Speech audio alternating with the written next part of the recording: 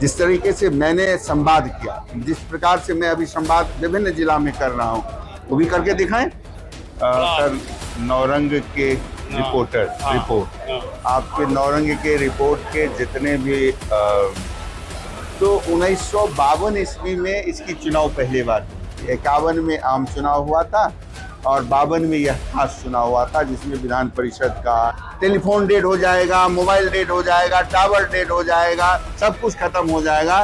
लेकिन रेडियो एक ऐसा संचार का माध्यम है जिसे किसी चीज की आवश्यकता नहीं है, दल से कोई नहीं। और यह चुनाव मूलतः समझिए, यह चुनाव किसी दल का नहीं होता है। अरे भागलपुर मेरा गढ़, हम आ रहे हैं, तुम्हारे भागलपुर ही आ रहे हैं, तुम्हारे भागलपुर में आ रहे हैं। 20 जुलाई है और दिन सोमवार का है। स्नातक का चुनाव होने वाला है, अगले महीने से इसकी घोषणा हो जाएगी। और डॉक्टर रजनीश रंजन जो मूलतः सहरसा के रहने वाले हैं, मुझे जब जानकारी मिली इनके बारे में कि अपने पिता के नाम से कई कॉलेज और कई ऐसी चीजों की स्थापना इन्होंने की है जो इस वर्तमान कलयुग में कम सुनने को मिलता है, तो मैंने सोचा कि इनका इंटरव्यू लिया जाए। मैं नेता उता से प्रेरित करता हूँ, मेरा काम है। लेकिन पिता के नाम से 2 भाई हैं, मूलतः सहरसा के रहने वाले हैं और बाबूजी बहुत नेक काम के किसान परिवार से हैं। नमस्ते रजनीश जी, डॉक्टर जी। सर, नौरंग के रिपोर्टर रिपोर्ट, आपके नौरंग के रिपोर्ट के जितने भी श्रोता हैं उसको सबसे पहले प्रणाम। जी जी। और आपके श्रोता में जो हमारे स्नातक मतदाता हैं उनको विशेष रूप से प्रणाम कि आपके शहर भागलपुर भी आ चुका हूँ और भागलपुर मेरी जन्मस्थली है। मेरा जन्म मातृ सेवा सदन है, हाँ, और वहीं पे मेरा जन्म हुआ था और बचपन से लेकर आज तक भागलपुर से बहुत दिली लगाव रही है। मैक्सिमम रिलेशन हमारा इस तरफ ही है। तो पहले तो इस मिट्टी को प्रणाम करते हैं। पहले मुझे ये बताइए कि बाबूजी का पूरा नाम क्या है? मेरा नाम रजनीश रंजन है, मैं मूलतः सहरसा जिला का रहने वाला हूँ, शाहमोरा मेरा गांव है। और पिताजी का? पिताजी हमारे सरपंच रहे हैं सोहा पंचायत के, बहुत लंबे दिनों तक सरपंच रहे हैं, रामचंद्र प्रसाद सिंह। और लंबे दिनों से उन्होंने अपना उस दुनिया में रहा और मैं मूलतः लगभग 24 सालों से शिक्षा के क्षेत्र में हूँ। पिताजी का कब साथ छूटा इस दुनिया से? 25 अप्रैल 2017 को पिताजी गुजरे हैं। 1 साल 1.5 साल? 1 साल नहीं, 2017 में गुजरे हैं, 17 में। और उस दिन मेरी पढ़ाई की अंतिम परीक्षा थी। पिताजी के गुजर मैं वही बता रहा हूँ, मेरे वो जो अंतिम परीक्षा थी लॉ का, LLB का, उस दिन एग्ज़ाम चल रहा था 25 अप्रैल 2017 को। और फिर पिताजी के गुजरने के बाद मैंने उस दिन कलम ड्रॉप कर दिया कि भाई अब मैं अपनी पढ़ाई नहीं करूँगा, अब चूँकि परिवार है, बच्चा है, उन लोगों की पढ़ाई को लेके आगे चलूँगा। तो विभिन्न तरह की पढ़ाई, शिक्षा शास्त्र का पढ़ाई, पत्रकारिता की पढ़ाई, लॉ की पढ़ाई। के बाद मुझे सुनने को मिल रही है कि पिताजी के नाम से कई कॉलेज। नहीं, मैं बता देता हूँ। अभी मूलतः मेरी जीवन जो यात्रा जो रही है वो शैक्षणिक जीवन यात्रा रही है। पटना में पहले स्कूल कोचिंग हम चलाया करते थे और वहाँ से करते करते वर्ष 2009 में हम सहरसा पहुँचे और वहाँ हमने एक कॉलेज सबसे पहले बनाया, East and West Teachers Training College के नाम से। लेकिन वहाँ पर उसके पता में हमने लिखा, मेरे गांव का नाम शाहमोरा है, तो उस समय हमने लिखा कि शाहमोरा कॉलोनी पटवाहा सहरसा। उसके बाद हमने फिर दूर पर उसे पटना में मेरी स्कूल ईस्ट एंड वेस्ट चल रही है। पूर्णिया में हमने एक इंस्टीट्यूट ऑफ मैनेजमेंट स्टडीज़ बनाया। मूल तो वो कॉलेज 2019 में बंद हो गया, तो उस कॉलेज में हमने यह निर्णय लिया था कि 18 chapter of the Shrimad Bhagavad Gita and 14 principles of management. तो मैनेजमेंट को हम लोग यही कहते हैं कि उपलब्ध संसाधन का समुचित समायोजन ही एक कुशल प्रबंधन कहलाता है। लेकिन वो इंस्टीट्यूशन नहीं चल पाया, लोग नहीं समझ पाए उसको कि हम क्या करना चाह रहे हैं। फिर हमने 2019 में, चूँकि पिताजी 2017 में गुजरे, तो उनके नाम पर हमने एक कॉलेज, उनके कर्मस्थली सोहा, जहाँ के वो सरपंच थे, वहीं पे हमने एक रामचंद्र विद्यापीठ पैरामेडिकल और नर्सिंग कॉलेज। कैसे मन में आया रजनीश ये बातें? ये दरअसल पिताजी जब हम बतौर करता थे ना, तो होता क्या है कि जिनने कर्म किया है अपने पिताजी का, हाँ तो उनको इन चीज़ों का अनुभूति होता है जब सच्चे मन से कहता है कि श्रद्धा शब्द से श्राद्ध बना है। जी श्राद्ध जो है वो श्रद्धा शब्द से ही बना है। आप मूलतः श्राद्ध कुछ है नहीं, बल्कि एक श्रद्धा है अपने पूर्वजों के प्रति, दिवंगत आत्माओं के प्रति। जब आप श्रद्धा पूर्वक कोई कार्य करते हैं तो वही श्राद्ध है। तो श्राद्ध के दौरान ही हमने निर्णय लिया था, पहले सोचे थे कि पुस्तकालय बनाए, लेकिन फिर नसीब था उनके नाम पर वो जमीन के सड़क किनारे में मेरे पास था नहीं, तो फिर हम अपने संगठन से उस जमीन को खरीदे और फिर उसमें बहुमंजिला इमारत बनाया बनाई। पिताजी के नाम पर, रामचंद्र बाबू के नाम पर क्या रामचंद्र बाबू के नाम पे पहली संस्थान हमारी है रामचंद्र विद्यापीठ। विद्यापीठ एक बड़ा शब्द है, और उस विद्यापीठ में फिजियोथेरेपी सेंटर है, ऑक्यूपेशनल थेरेपी है, रेडियो इमेजिंग सेंटर है, लैब टेक्नोलॉजी है, योगा का केंद्र है। अभी आयुर्वेद के मेडिकल कॉलेज की तरफ मैं पढ़ रहा हूँ। पिताजी का ही सपना था कि बेटा जब पैसा कमाना तो एक आयुर्वेदिक कॉलेज खोलना, जहाँ पर हम सस्ते पैसों में, या यदि आपके पास यदि बागान लगा हुआ है, वैद्य जा रहे हैं, एक पत्ती तोड़े आपको खिलाए, आप टनाटन हो गए, तो जो भी मेडिसिनल जो हर्ब्स हैं तो उसकी प्रॉपर खेती हो ताकि कहीं से दिक्कत न हो। तो ये इन दिशाओं में लेकर चले। मन में क्या गया चुनाव लड़ने ये का? इसके पीछे दूसरा कारण मैं बताता, इसके पीछे कारण क्या है। नाम से क्या क्या बनाया, पूरा डिटेल बता दी आप लोगों को? जी जी जी, नहीं हो गया। रामचंद्र, हाँ रामचंद्र राव के माँ अभी जिंदा है। माँ भी कुछ थी? नहीं, माँ कुछ नहीं, एक साधारण महिला। कॉलेज का काम देखता है। हाँ, वो छोटा भाई वो गांव में ही है वो भी, और हम लोग सब आदमी ये क्या मिल। मन में आ गया चुनाव लड़ने? हाँ, ये चुनाव लड़ने का, उसके पीछे आपको कारण बताते हैं। हमने जब पूरा अध्ययन किया इसको, 74 साल को इतिहास का, तो 1952 ईस्वी में इसकी चुनाव पहली बार हुई थी। 51 में आम चुनाव हुआ था और 52 में यह खास चुनाव हुआ था, जिसमें विधान परिषद का और आपको खास करके विधान परिषद के साथ राज्यसभा का, अन्य चीज़ों का चुनाव हुआ। तो मैं इसको बहुत डीपली इसको अध्ययन किया कि जब संविधान के, भारतीय संविधान का जिसे अनुवाद मैथिली में हमने किया है और जिसे भारत सरकार ने 26 नवंबर 2024 को भारत की संसद में रखा, मेरे अध्यक्षता में, मेरा भारतीय भाषा संस्थान, मैसूर, नेशनल ट्रांसलेशन मिशन, सब आदमी मिल के उसको अनुवाद किया हम लोगों ने भारतीय संविधान का, मैथिली भाषा में। मैथिली भाषा में। मैथिली भाषा में कुछ शब्द बोलिए। अभी बातचीत में बता देब अपने के कि जे हमरा सबके की करना छै। तो ये मूलतः हमरा अंदर जो भावना एले कि चुनाव किया लड़े के छै। तो चुनाव लड़े खातिर जब हम एक अध्ययन केलिए कि जब संविधान में अलग से 171 आर्टिकल 6 अनुच्छेद 171 को जब आप पढ़िएगा तो उसमें अलग से कि जो पढ़े लिखे लोग हैं वो अपना प्रतिनिधि अलग से चुने, और ये सामान्य लोग नहीं, ये सभी विशिष्ट लोग, जो लोग भी चुने जाते हैं वो विशिष्ट हैं। तो हमने जो अध्ययन किया कि लगातार लंबे दिनों से इस पद पर जो कोई भी लोग चुनाव जीत के गए, उनको स्नातकों की चिंता ही नहीं, उन्होंने इसे ऑर्नामेंट समझा। भैया हम एमएलसी बन जाएंगे, हमको 4 गो बॉडीगार्ड मिलेगा, हम अपने आप को एमएलसी बन के धौंस जमाएंगे, गलत काम करेंगे, हम जमीन हड़पेंगे, इस तरह का, और नाला पे घर बना लेंगे। विधानसभा हो, लोकसभा हो या स्नातक हो, हर आरोपी प्रति आरोपी एक दूसरे पर आरोप नहीं, हम आरोप नहीं लगा रहे, हम ये आरोप नहीं लगा रहे, जो सच्चाई में वो बता रहा हूँ। ठीक है, ये जो सच्चाई में वो बता रहा हूँ। कोई आदमी बाहर से माइग्रेट करके आता है, झारखंड से बिहार आता है, बिहार में अपने आप को एस्टैब्लिश करता है और उसके बाद एमएलसी को गहना के रूप में प्रयोग करता है। जिस तरीके से मैंने संवाद किया, जिस प्रकार से मैं अभी संवाद विभिन्न जिला में कर रहा हूँ, वो भी करके दिखाएं, पब्लिक को बुलाएं, पब्लिक को कहें कि आप मुझसे आए और मुझसे सवाल करें।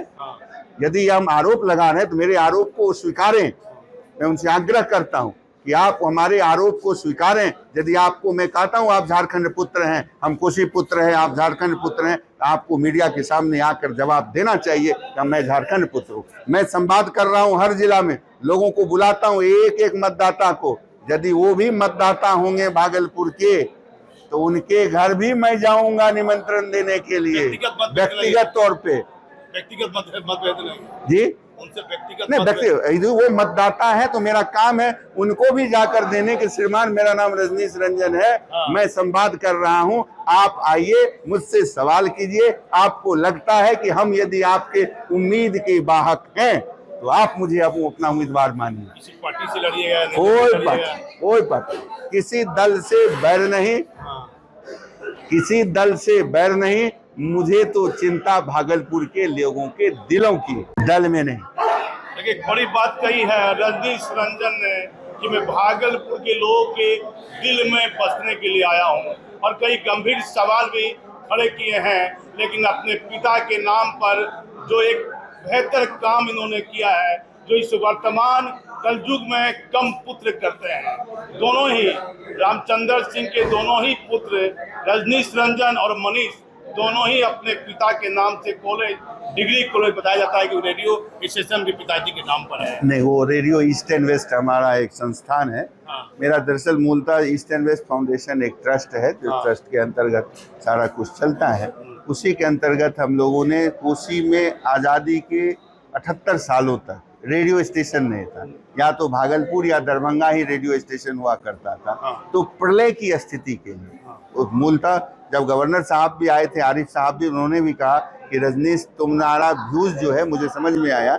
हमने कहा कि ये इंटरटेनमेंट तो है, लेकिन प्रलय की घड़ी जब आती है कोसी में, उस समय सारा मीडियम बंद हो जाएगा। आपको याद रखें, सारा मीडियम, क्योंकि टेलीफोन डेड हो जाएगा, मोबाइल डेड हो जाएगा, टावर डेड हो जाएगा, सब कुछ खत्म हो जाएगा। लेकिन रेडियो एक ऐसा संचार का माध्यम है जिसे किसी चीज की आवश्यकता नहीं है। आप कहेंगे बिजली नहीं रहेगा, तो ऑलरेडी हम लोगों ने क्या किया, उसको सोलर सिस्टम से जोड़ दिया, यानी उसमें बिजली नहीं चाहिए, धूप उगेगा, संचार आपके पास। क्या तैयारी कीजिएगा स्नातक चुनाव को लेकर, क्या तैयारी आपकी? नहीं, मेरा कुछ तैयारी कोई विशेष नहीं है। मैं तो सिर्फ और सिर्फ हम आपसे निकले सहरसा से, माँ से 12 सितंबर 2025 को हमने घर छोड़ा है। 12 सितंबर 2025 को। 2025 को उस दिन के बाद कभी लौटा नहीं है ना। तो घर से परमिशन लिया कि हाँ, सबसे, पत्नी साथ रहती है, पत्नी साथ रहती है, माता जी है, भाई,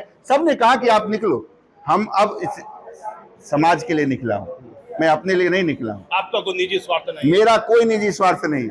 जो 4 करोड़ रुपया मिलेगा हम बराबर का बांटेंगे।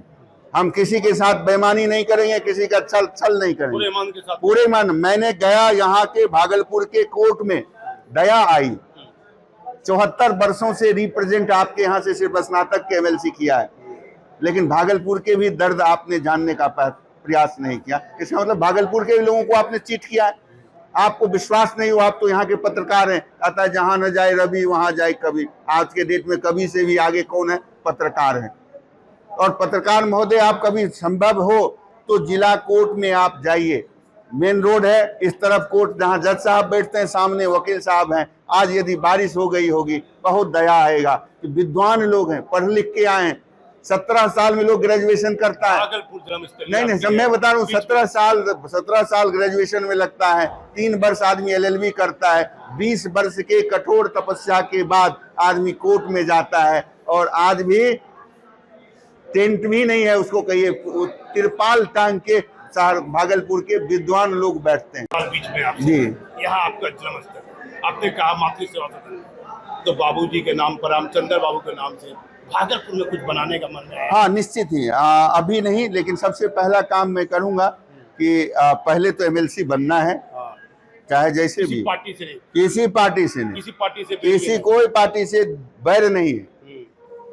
फिलहाल हमने कहा कि मैं स्वतंत्र हूँ, स्वतंत्र आवाज बनना होगा। लोग आपके साथ देखे जा रहे हैं? नहीं, संघ नहीं, वो हमारे व्यक्तिगत लोग हैं, हमारे व्यक्तिगत लोग हैं। मैं किसी दल के, मेरी बैर नहीं है, मेरे व्यक्तिगत लोग हैं। जो आस्था आपको भी आज हुआ था, आप आए ना, आप कहिएगा आप पत्रकार संघ के अध्यक्ष ने सपोर्ट कर दिया रजनीश रंजन को, ये आपकी मर्जी, आप मुझे सपोर्ट कर रहे हैं।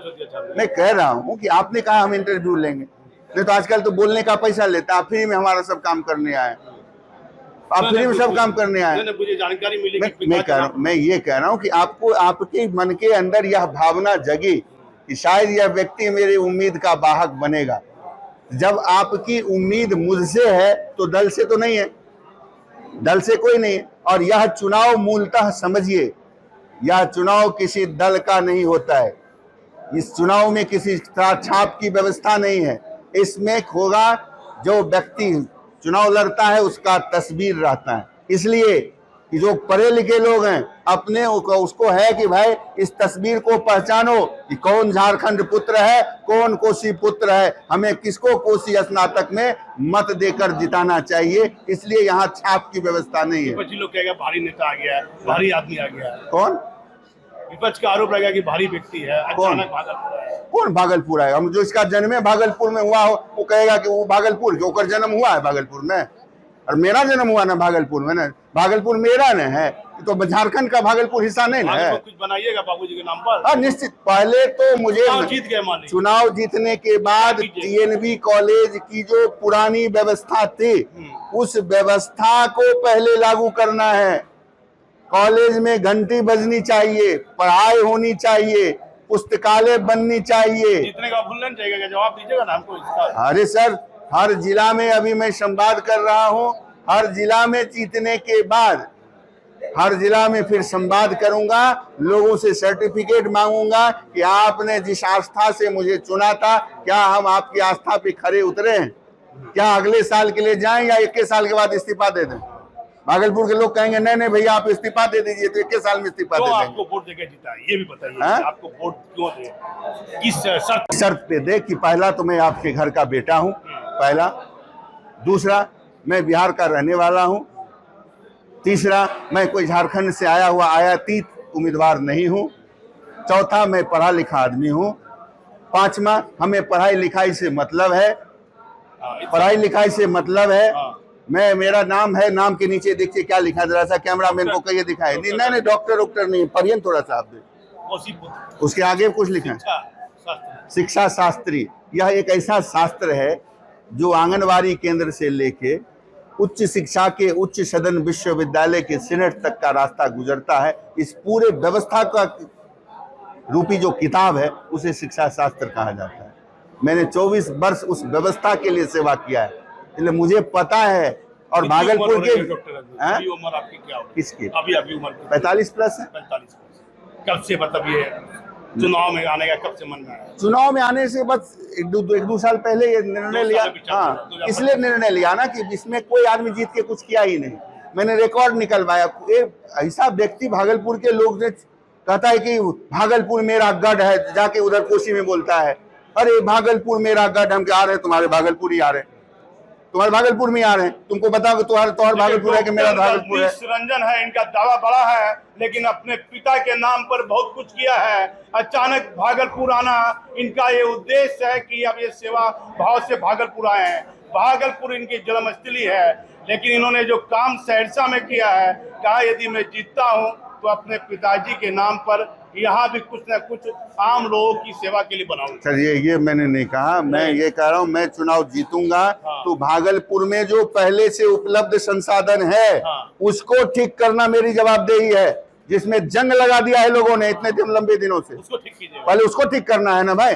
भागलपुर में आपके यहाँ टीएनबी कॉलेज में पढ़ाई की व्यवस्था को पहले ठीक करना, मारवाड़ी कॉलेज की जो खोई हुई प्रतिष्ठा है उस प्रतिष्ठा को स्थापित करना, भागलपुर के युवाओं।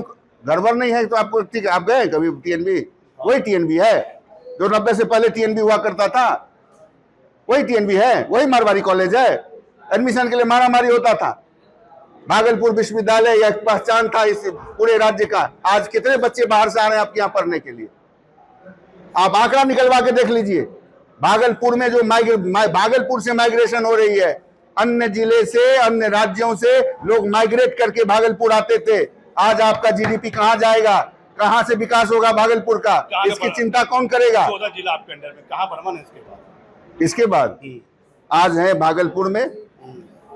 उम्मीद है कि कल भागलपुर, उसने कहा हमारा गढ़ है तो पहले गढ़ को यहाँ आया, और दूसरा वो कहता है कि हमारा गढ़ मधेपुरा है तो मैं भी कहता हूँ मैं भी कोसी पुत्र हूँ, अगला कल हो सकता है मधेपुरा घुसूंगा। वो जहां जहां बोलेगा, खुली चुनौती उस झारखंड पुत्र को है। तुम जहां जहां बोलोगे वहां रजनीश रंजन अपना कुट्टा गाड़ेगा। रजनीश रंजन इससे पहले सहरसा में स्नातक संवाद किया, आज तक का इतिहास है वो भी जुटा के दिखा दे।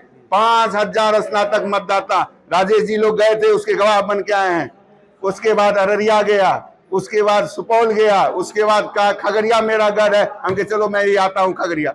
गया खगड़िया, खगड़िया में जाके खगड़िया के लोगों से पूछिए, मैंने एक ऐसी चिंगारी जलाई लाइब्रेरी के, अभी पूरा जिला प्रशासन से लेके नगर प्रशासन तक दिन रात मेहनत कर रहा है कि रजनीश जी को बुलाया जाए कि भाई वो कैसा चाहते हैं। अभी एमएलसी बने नहीं है।